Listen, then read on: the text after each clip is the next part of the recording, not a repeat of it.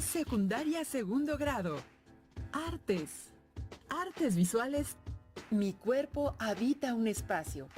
Las y los adolescentes indagarán en la estrecha relación que existe entre las diversas interacciones del ser humano con sus espacios a través del tiempo y las repercusiones de estos cambios en la comprensión del cuerpo humano. ¿Qué tal, alumnas y alumnos de segundo grado de secundaria de artes visuales? Les damos la bienvenida a su programación de Aprende en Casa. Una propuesta diferente para que desde su casa puedan acercarse a los contenidos de las asignaturas y áreas de segundo grado, los cuales les serán de mucha ayuda en su crecimiento personal, así como para cuando regresen a sus escuelas, una vez que superemos exitosamente esta situación de emergencia sanitaria. Y para entrar en materia, les vamos a proponer que revisemos un tema que nos interesa a todas y a todos: nuestro cuerpo en el espacio y el espacio de nuestro cuerpo. Cuando hablamos de espacio, ¿pueden reconocer qué es? ¿Dónde está? ¿Qué lugar ocupa cada quien en el espacio? Preguntas algo complicadas de responder. ¿Dónde está el espacio? Para empezar, ¿a qué tipo de espacio nos referimos? Porque hay muchos espacios. Existen muchos afuera de nosotros y también adentro, porque nuestro cuerpo también ocupa un espacio. ¡Claro! Nuestro cuerpo es físico y lo que es materia ocupa un lugar en el espacio.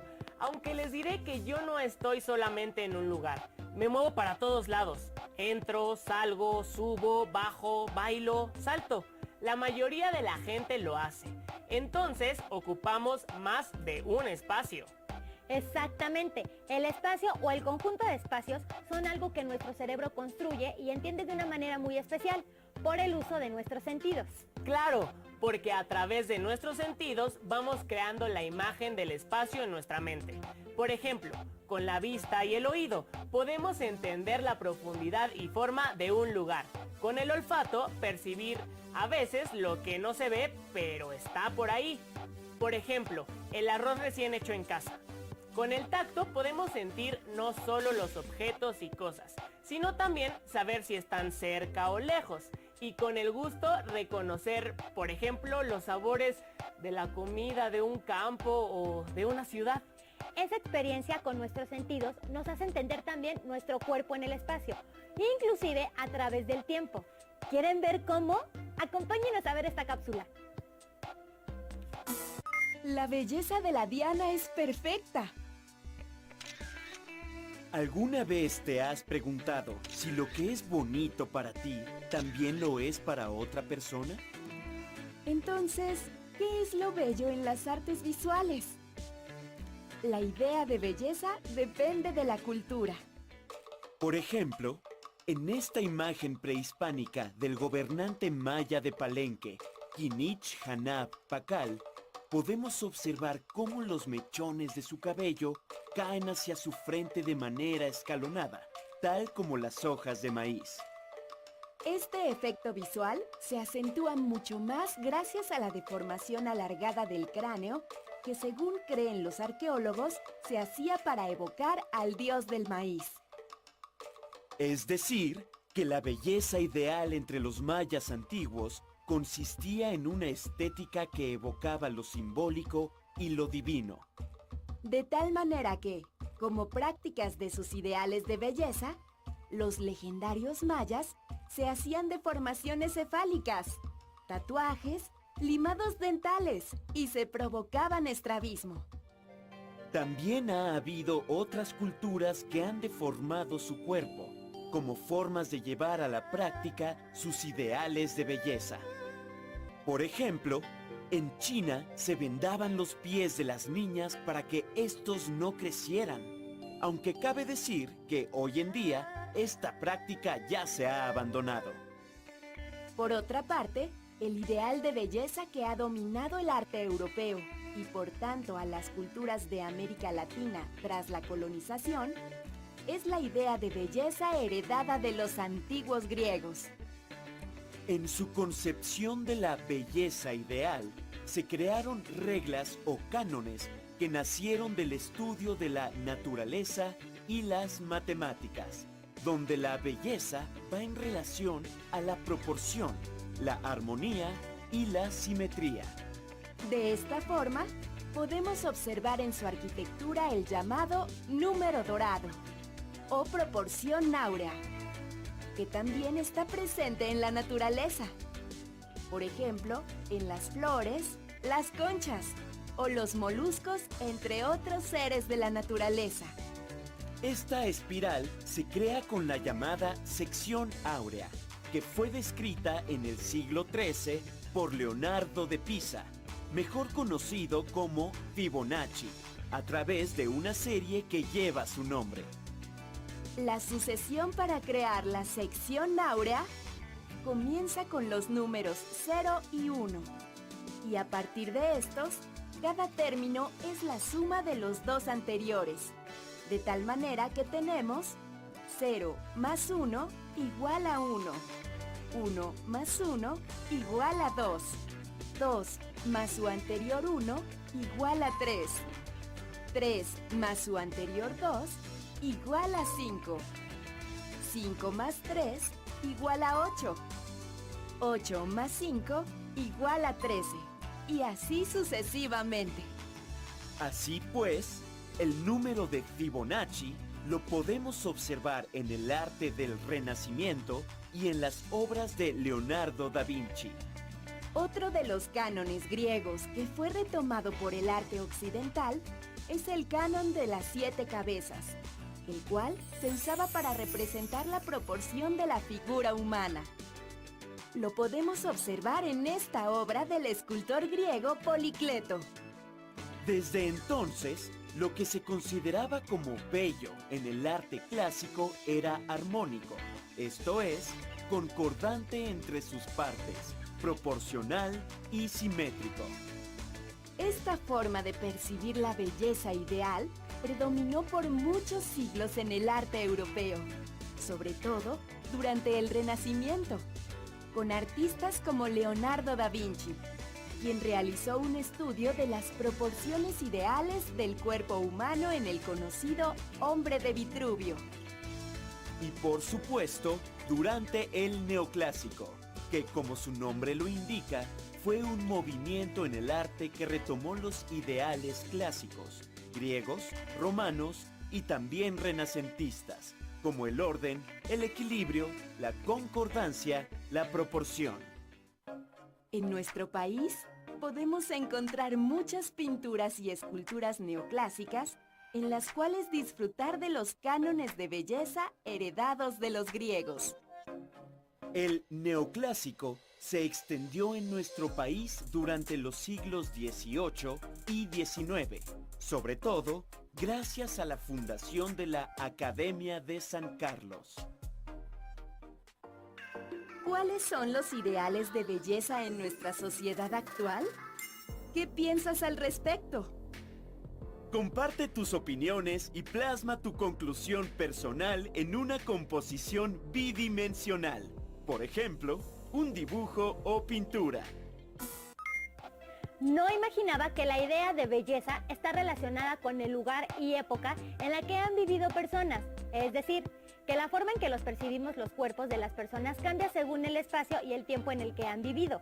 Y no solo la belleza, sino todas las categorías que los seres humanos utilizan para decir que algo agrada o desagrada a sus sentidos.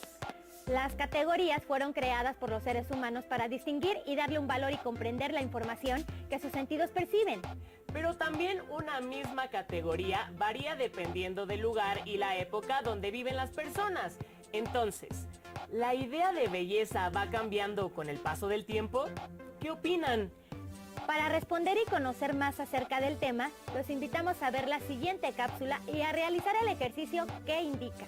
Le sugerimos anotar las preguntas, así como las ideas principales y posteriormente integrarlas a su carpeta de experiencias. Casi siempre, cuando hablamos de estética, pensamos en lo bello y, por lo tanto, en el arte. De hecho, el término bellas artes se introdujo en el siglo XVIII, cuando imperaba la idea de lo bello y la razón. En 1747, Charles Batou elaboró una teoría sobre las bellas artes. Él creía que el arte consistía en la fiel imitación de lo bello en la naturaleza. Así, incluyó dentro de las bellas artes disciplinas como la danza, la pintura, la escultura, la música, la poesía y la arquitectura. Y en 1911, el periodista y escritor italiano Ricciotto Canudo incluyó al cine. Pero, ¿qué pasa con lo que no imita la belleza de la naturaleza? ¿Qué pasa con lo que no se considera bello? ¿Dónde queda todo aquello que no es simétrico, ordenado y proporcionado? ¿Eso ya no es arte? El concepto de lo estético se remonta a la esfera de lo sensible, a lo que se percibe de un objeto con los sentidos y desde la experiencia de la persona que lo percibe sensiblemente. En lo sensible y lo estético no solo existe la belleza, sino también otros conceptos como lo feo, lo grotesco, lo sublime, el horror, lo trágico, lo cómico, a lo que le podemos llamar categorías estéticas. Veamos. ¿Qué te provoca ver esta obra? ¿Te parece desagradable verla? ¿Te parece fea? Para ti, ¿qué es lo feo? ¿Por qué? ¿Acaso lo contrario de lo bello es lo feo?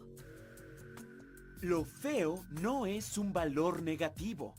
Lo feo como categoría estética tiene su propio lugar en el arte. Por ejemplo, en el medioevo, mientras la belleza estaba relacionada con lo divino, lo feo se asociaba a los vicios, a lo terrenal y a los seres humanos con la finitud de la vida y la muerte. También se asociaba al horror. En el Renacimiento se retomó el ideal de belleza grecolatina, es decir, clásica, en el que se valoraba la simetría, el orden y la proporción. Sin embargo, en esta misma época, se comenzaron a utilizar motivos decorativos en los que se combinaban de manera caprichosa, extravagante y absurda elementos vegetales, figuras humanas y animales fantásticos.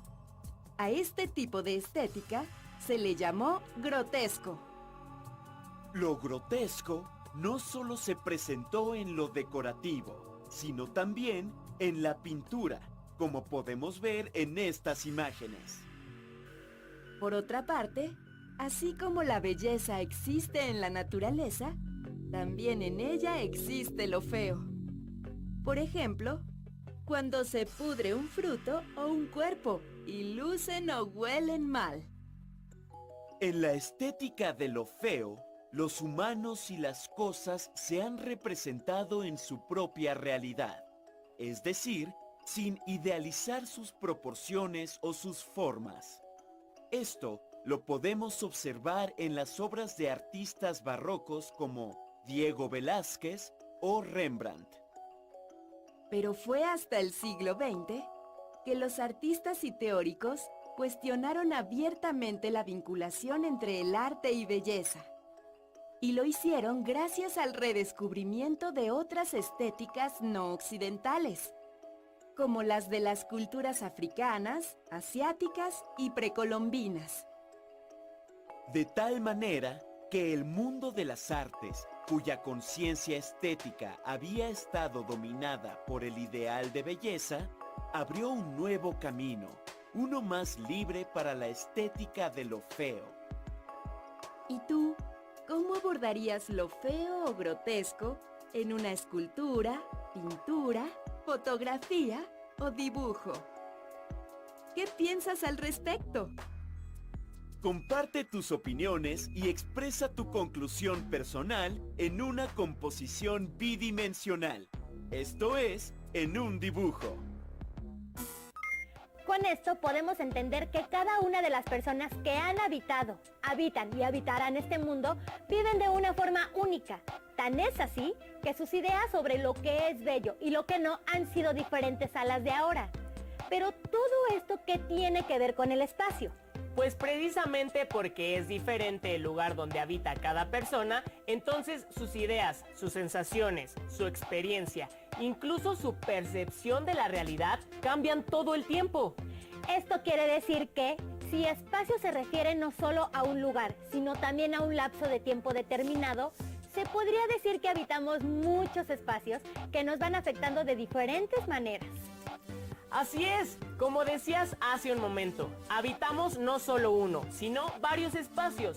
Y no solo porque nos estamos moviendo de lugar, sino porque el tiempo también nos afecta. Veamos la siguiente cápsula sobre otras formas de entender nuestros cuerpos en los espacios. ¡Adelante! Las categorías estéticas nos sirven para reconocer y describir nuestras experiencias ante la naturaleza, el arte y la vida misma. ¿Sabes cuáles son? ¿Sabes qué es lo sublime? ¿Sabes qué es el horror? Las categorías estéticas son las diferentes maneras que utilizamos para describir lo que percibimos a partir de nuestros recuerdos y del bagaje cultural que hemos acumulado a lo largo de nuestra vida. Por ejemplo, aquello que nos parece bello o feo de una pintura o una artesanía. La sensación de melancolía que nos produce una canción. La admiración que podemos sentir por el héroe de un cuento, o bien la sensación de grandiosidad que sentimos al observar la naturaleza. De hecho, la sensación frente a la grandeza o la belleza indescriptible al percibir la enormidad que supera al ser humano es lo que llamamos sublime. Lo sublime sugiere lo infinito que percibe el ser humano, aun con sus efectos de pequeñez, debilidad o desamparo ante potencias sobrehumanas. Y esto podemos encontrarlo en la naturaleza. Por ejemplo, en la inmensidad del mar, en un arco iris, o en acciones heroicas de hombres y mujeres que arriesgan o sacrifican su vida para alcanzar una meta que beneficia a un pueblo o a la humanidad. ¿Has tenido una experiencia de lo sublime? A finales del siglo XVIII, surgió una corriente artística a la que denominaron romanticismo. En algunas de sus obras encontramos ejemplos de lo sublime. En ellas se glorificaba la libertad del individuo, la emoción por la naturaleza, la versión idílica de los tiempos pasados, narraciones épicas, naufragios, pesadillas y seres sobrenaturales. Todo esto como vías de expresión del sentimiento. Por ejemplo, en la obra El caminante sobre el mar de nubes, el autor nos presenta a un hombre en la cima de una montaña, contemplando lo sublime de la magnificencia de la naturaleza, entre un mar de nubes que cubre un paisaje montañoso. El artista nos ofrece su percepción de lo pequeño del ser humano frente a la enormidad de la naturaleza, quien pareciera va a absorber al hombre de la pintura. El pintor alemán Caspar David Friedrich es uno de los pintores más representativos del género paisajista del romanticismo alemán del siglo XIX. ¿Qué te provoca ver la pintura? En las obras que acabamos de ver, existe la intención de los autores por mostrarnos la pequeñez del ser humano y la grandiosidad de lo que admira. Es tal la intención que en ocasiones lo sublime causa horror. Esto proviene del sentimiento de desamparo, ante lo que se sale de control y entendimiento, como el gran poder de la naturaleza, las pesadillas y los seres sobrenaturales. ¿Has tenido alguna experiencia de horror? En la pintura Saturno devorando a su hijo, el autor Francisco de Goya nos enfrenta a un monstruo sangriento y siniestro. Lo sublime del horror en esta obra radica en la base del temor a la muerte y a la certeza del dolor y el peligro. Según el historiador chileno José Ricardo Morales, Saturno devorando a su hijo es una crítica a la monarquía española que durante el reinado de Fernando VII ejercía la tiranía con el pueblo y también con sus hijos, devorándolos metafóricamente para mantenerse en el poder. ¿Qué te provoca la pintura? ¿Miedo o fascinación? Como hemos visto, las categorías estéticas funcionan como guía para orientarnos y tener una visión, un panorama del contenido del mensaje o significado de nuestras experiencias estéticas. ¿Cuál de las dos categorías estéticas les gustó más? Los invitamos a realizar una composición de lo sublime o del horror, ilustrando con una experiencia que hayan tenido. Me he dado cuenta de algo con todo esto que aprendimos sobre las categorías estéticas. ¿De qué? Cuéntanos.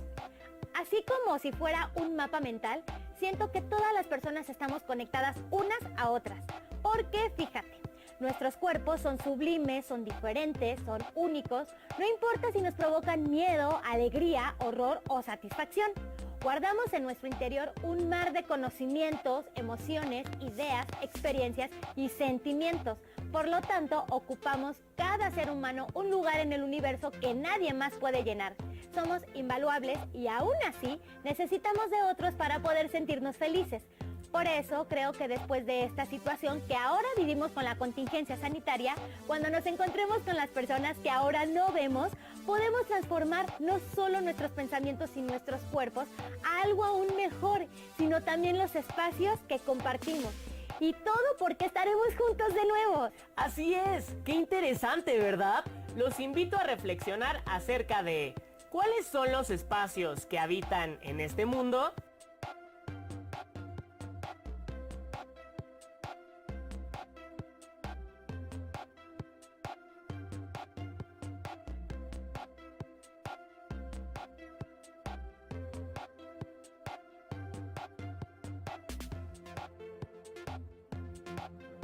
¿Qué emociones habitan dentro de ustedes?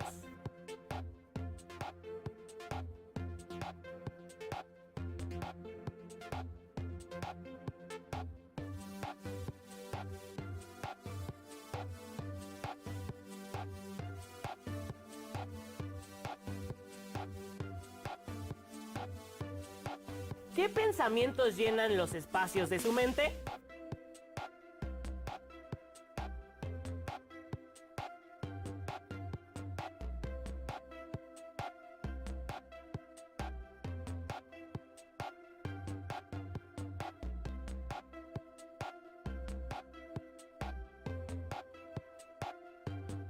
¿De qué modo interactúan en el espacio de todo lo que nos rodea? Personas, naturaleza, cosas. ¿Y cómo interactúan ellos en el de ustedes?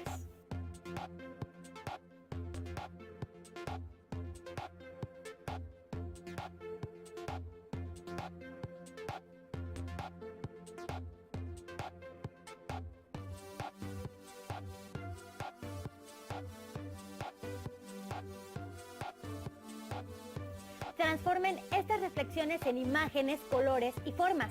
Acompañen cada una con una palabra clave y guárdelas en su carpeta de experiencias. Así lo podrán compartir con su familia y cuando regresen a clase con sus compañeras, compañeros y docentes. Recuerden que las artes nos hacen libres porque nos ayudan a expresar de manera creativa y divertida todo lo que queremos decirle al mundo. Aprende en casa, una nueva forma de compartir enseñanzas y aprendizajes y de avanzar en sus procesos educativos. ¡Hasta pronto!